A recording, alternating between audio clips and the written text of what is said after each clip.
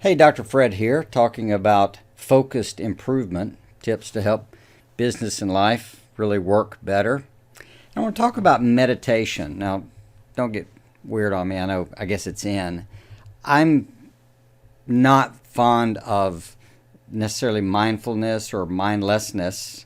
My premise is you're meditating all the time because meditating comes from a word that means like to chew the cud. It goes back to cattle and deer and stuff like that. So they're ruminating, they're chewing it again.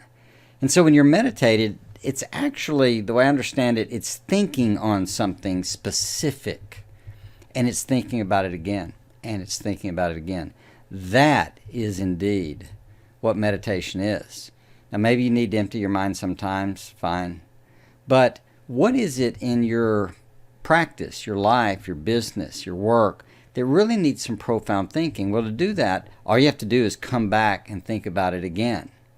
It's kind of like this. George Washington Carver, a famous soybean, peanut, all that brilliant scientist, he had this idea, and he tended to stress it, that anything will yield its secrets if you love it enough. And I think that's hand in hand with this meditation thing. So if you really want to work on something, like let's say you've caught on to Maya Angelou's idea that people don't remember what you say, they remember how you made them feel. And so you're going to work at helping people feel good around you or better in the presentation process, leadership, etc. Well, if that's the idea, then what you want to do is love the idea of being able to win people to a good feeling, to a good moment. I'm not talking about manipulation per se, but persuasion or winsomeness would be a good word.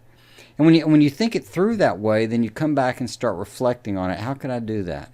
And how could I do that? And what happens is it gets into your brain and on down to your heart so that you come up with ideas and it becomes a part of who you are. So that whole idea of taking something you're interested in and working on it and making that the object of meditation. Me personally, I like to memorize quotes. I've just used a couple here that I don't have to remind myself of because I've learned them and I've thought about them a lot. And I just like quotes. They're like entire books in one small thing. So get out there, meditate on something profound, important that you want to work on to season your life. Meditation that way moves it from here to here and off into action. Hope that helps.